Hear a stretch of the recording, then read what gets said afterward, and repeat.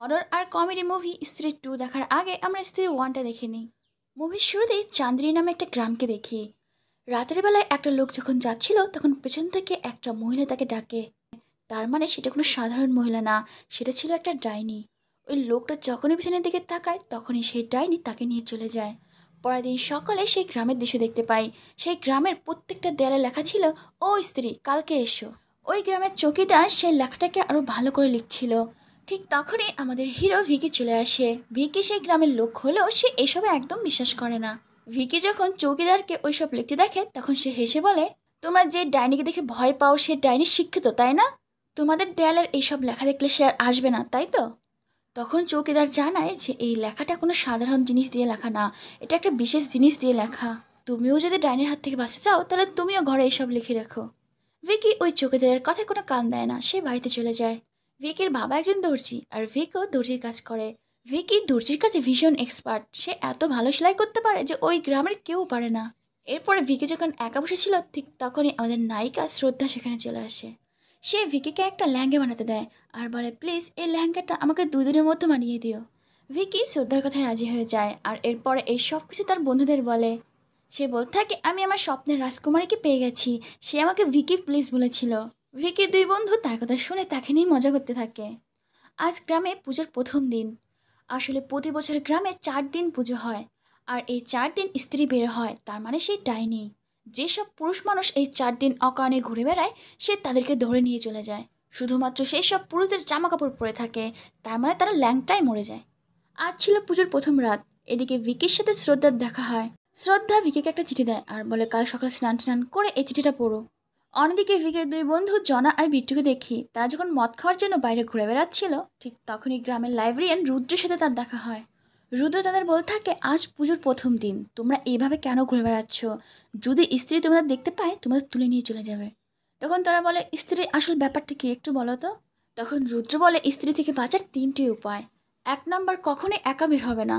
2 নম্বর, কখনো যদি স্ত্রী গলা শুনতে পাও সেখান থেকে তাড়াতাড়ি চলে যাবে। আর 3 নম্বর হলো, স্ত্রী 3 বার ডাকবে আর তার ডাকার সময় কখনোই পেছনের দিকে তাকাবে না। আর যখনই সে 4 নম্বরটা বলে যাবে ঠিক তখনই তার একটা ফোন চলে আসে, তাই সে সেখান থেকে চলে যায়। এইসব শোনার পর তারা দুজনেই ভয়ে তাড়াতাড়ি যেখানে পার্টি হচ্ছে সেখানে চলে যায়। সেখানে তো সবাই মিলে নাচ গান করে আর সেখানে ভিকিও ছিল। সেই পার্টিতে ভিকির আসতে দেরি হয়ে গিয়েছিল, তাই সে যেখানে পার্টি হচ্ছিল সেই বাড়ির বাইরেই হিসু করে। কিন্তু আমরা দেখি যে দেয়ালে লেখা ছিল ও স্ত্রী কালকে এসো, সেখানটা ভিকি হিসু করেছে, যার ফলে সেটা মুছে হয়ে যায় ও স্ত্রী এসো। যার ফল হিসেবে এটা হয় ওই পার্টিতে এসে একটা লোককে স্ত্রী ধরে নিয়ে চলে যায়। এখানে গ্রামের সবাই ভিকির দোষটা দেয় যে তোর জন্য একটা লোককে স্ত্রী ধরে নিয়ে গেছে, কারণ তুই তো ওই লেখাটা হিসু করে মুছে দিয়েছিস। এখন ওই লোকটার খোঁজার দায়িত্ব তোর, যে করে হোক ওকে খুঁজে নিয়ে আসবি। রাত অনেক হয়েছিল তাই তারা সিদ্ধান্ত নেয় পরের দিন খুঁজতে যাবে। এদিকে পরের দিন সকালে ভিকি স্নান টান করে শ্রদ্ধার দেয়া সে চিঠিখানা পড়ে।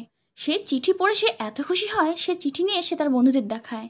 সে চিঠিতে লেখা ছিল, ভিকি তোমাকে প্রথম দেখাতেই আমার ভালো লেগে গেছে, তুমি অনেক ভালো একটা মানুষ। তবে আমি তোমাকে কিছু জিনিস আনার লিস্ট দিচ্ছি, সেগুলো আমাকে এনে দিও। লিস্টে লেখা ছিল টিকটিকির লেজ, বিড়ালের লোম, মুরগির ঠ্যাং, 2 বোতল মদ আর 2 কিলো মাংস। লিস্ট দেখে তো ওর বন্ধুরা বলতে থাকে, এ তো ডাইনির কারবার সারবার। ভাই সাবধান, গার্লফ্রেন্ডদের থেকে কিন্তু দূরে দূরে থাকিস। কিন্তু আমাদের ভিকি বাবু তো প্রেমে অন্ধ হয়ে গেছে। ওই লিস্টে যা যা লেখা ছিল ভিকি সব কিছু জোগাড় করে। এরপরে সে মন্দিরের বাইরে শ্রদ্ধার জন্য অপেক্ষা করে।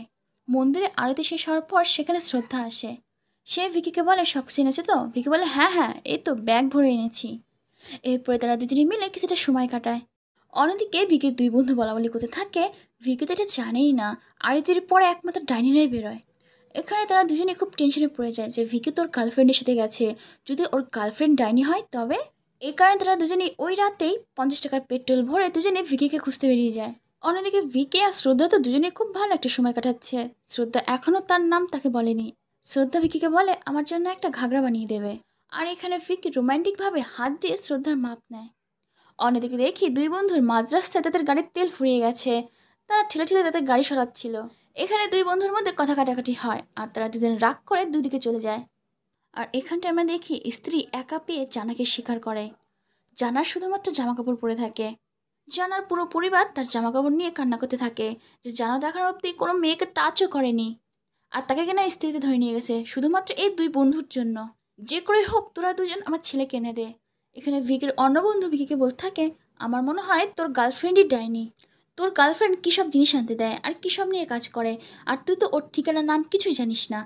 আর কখনো তুই তোর গার্লফ্রেন্ডের পা দেখেছিস, ঠিক না উল্টো? সব শুনে ভিকি বলতে থাকে, সত্যি ওর মধ্যে কিছুটা একটা ব্যাপার আছে। পরের দিন সকালে দেখি রুদ্র সবাইকে ঘোষণা করে বলছে, সবাই এখন থেকে ঘরের ভেতরেই থেকো, আর ঘরের দেয়ালে অবশ্যই লিখে রাখবে ও স্ত্রী, কালকে এসো, না হলে বাড়ির পুরুষ মানুষদের কেউ বাঁচাতে পারবে না। এদিকে ভিকি তো ভীষণ টেনশনে আছে যে তার গার্লফ্রেন্ড সত্যি ডাইনি কিনা, কিন্তু তার জন্য তো প্রমাণও চাই। ভিকি আর কিছু না ভেবে শ্রদ্ধা যেভাবে বলেছিল সেভাবে তার জন্য ঘাগরা বানায়। আর সে যখন ছাদে যায় সিগারেট খাওয়ার জন্য, ঠিক তখনই সেখানে শ্রদ্ধা চলে আসে। শ্রদ্ধা তাকে বলে, আমার ঘাগরাটা এত তাড়াতাড়ি সেলাই করে দিয়েছো?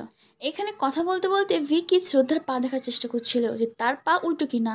আর বন্ধুদের কথা ভিকির মাথায় এতটাই ঢুকে গেছে, সে শ্রদ্ধার মধ্যে ডানে দেখতে শুরু করে। ভিকি ভয়ের চোটে পাশে থাকা একটা লোককে বলে, এখানে তুমি কাউকে দেখতে পাচ্ছ?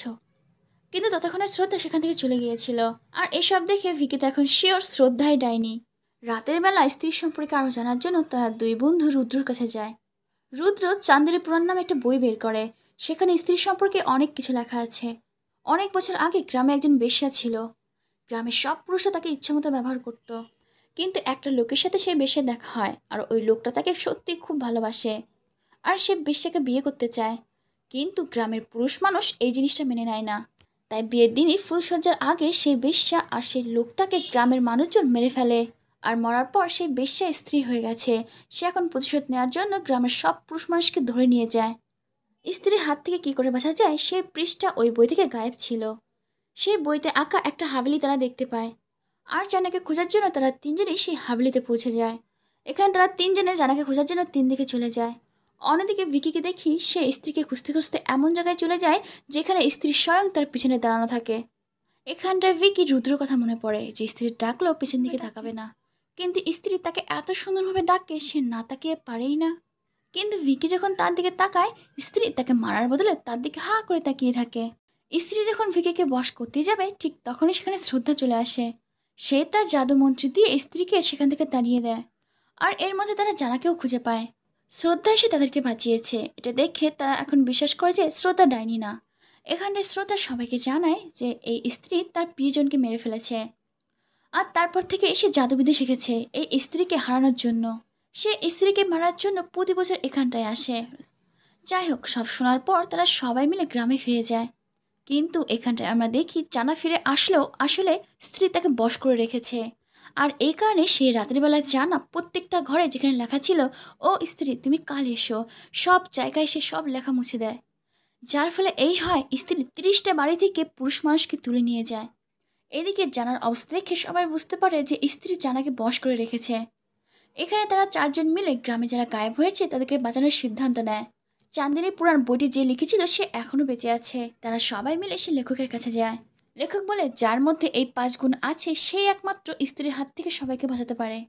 প্রথম গুণ, গায়ের রং শ্যামলা, নাক লম্বা, যার জন্ম একটা গাছের নিচে, যে শিল্পী কাজে দক্ষ, আর যার মা ছিল একজন নর্তকী। আর সবচেয়ে বড় কথা, স্ত্রীকে সম্মান দিতে হবে। এদিকে এই 5টা করে ভিকির সাথে মিল খাচ্ছিল, কিন্তু ভিকি নিজেই জানে না কিছু। সে কিছুতেই মেনে নিতে পারছিল না তার মা একজন নর্তকী ছিল। সে তার বাবাকে গিয়ে জিজ্ঞাসা করে। তার বাবা বলে, হ্যাঁ তোমার মা একজন নর্তকী ছিল। সেসব দিয়ে ভিকি সবকিছু মেনে নেয়, আর তার কিছু করারও ছিল না, কারণ এই গ্রামকে একমাত্র সেই বাঁচাতে পারে। এখানে চারজনে মিলে প্ল্যানিং করে যে কী করে স্ত্রীকে হারানো যায়। তারা পুজোর 4 নম্বর দিন বেছে নেয়।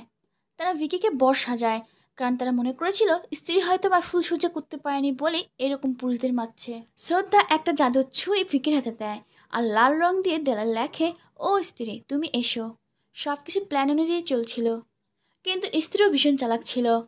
সে জানাকে বশ করে ওই দিকটায় পাঠায়, যার ফলে ওইদিকে জানার সাথে বিট্টু, রুদ্র আর শ্রদ্ধার সাথে মারামারি শুরু হয়ে যায়। অন্যদিকে দেখি স্ত্রী ভিকিকে সে হাবলিতে নিয়ে যায়। ভিকি তো ভয় চেটে তার জামা কাপড় সব খুলে ফেলে, আর স্ত্রীকে বলে, তুমি ফুলসজ্জা করতে চাও তো নাও, ফুলসজ্জা করে নাও। কিন্তু স্ত্রী এসব কিছুই চায়নি, সে তো শুধুমাত্র ভালোবাসা আর সম্মান চেয়েছিল। সে ভালোবাসার দৃষ্টিতে ভিকির দিকে তাকিয়ে থাকে। ঠিক তখনই সেখানে শ্রদ্ধা চলে আসে। সে জাদু মন্ত্র দিয়ে স্ত্রীকে দূরে ফেলে দেয়। আর সে ভিকিকে জাদু ছুরি দিয়ে বলে, তুমি এই ছুরি স্ত্রীর বুকে মারো, তাহলেই সে শেষ হয়ে যাবে। কিন্তু ভিকি মারতে পারে না।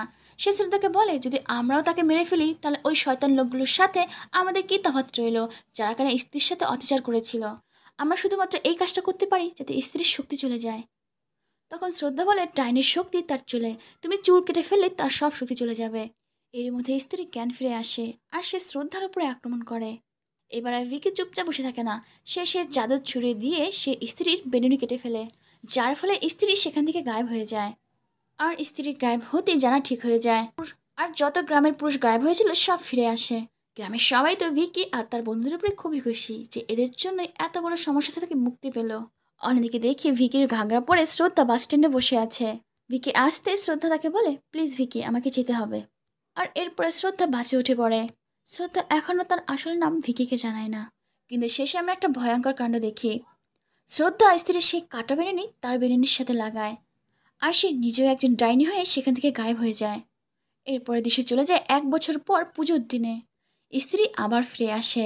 আসলে স্ত্রী মরেনি, শুধুমাত্র তার শক্তি কমে গিয়েছিল। স্ত্রী এসে দেখে সেখানে অনেক বড় একটা স্ত্রীর মূর্তি বানানো হয়েছে, আর সেখানে লেখা আছে, ও স্ত্রী রক্ষা করো।